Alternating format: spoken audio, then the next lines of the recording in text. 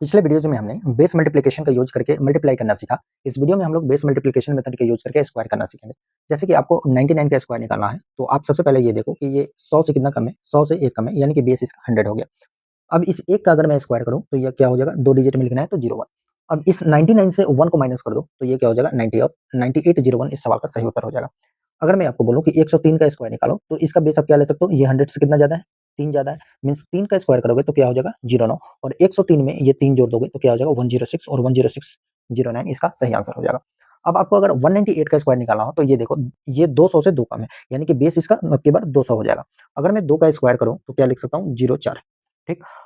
अब देखो 198 से अगर मैं 2 घटाऊंगा तो 196 और 196, लेकिन यहाँ पे बेस 100 नहीं, बेस 200 है, यानी कि 100 का दुगुना है, यानी कि 196 का दुगुना करना पड़ेगा, यानी कि 2 और 19 दुना 38 39 मींस 39204 इसका सही आंसर होगा। आपको 299 का स्क्वायर निकालना है और कमेंट सेक्शन में इसका आंसर बताना है। इसका बेस होगा 300 और 300 के बेस पे आपको बनाना है। अब आपको बेस अगर 50, 150, 250 कुछ भी दिया हुआ हो तो आप उसे कैसे बनाएंगे ये सीखते हैं। जैसे 46 का स्क्वायर निकालना है, यानी कि ये 50 से कितना कम है, 50 से ये 4 कम है। 4 का स्क्वायर करोगे तो कितना हो जाएगा, 16 और 46 से अगर 4 घटाओगे तो ये कितना हो जाएगा, 42।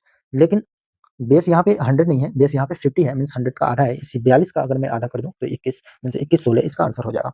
अब जैसे आपको 148 का स्क्वायर निकालना है तो ये 148 को 150 माइनस 2 लिख सकता हूँ, यानी कि इसका बेस कितना लेना पड़ेगा, 150।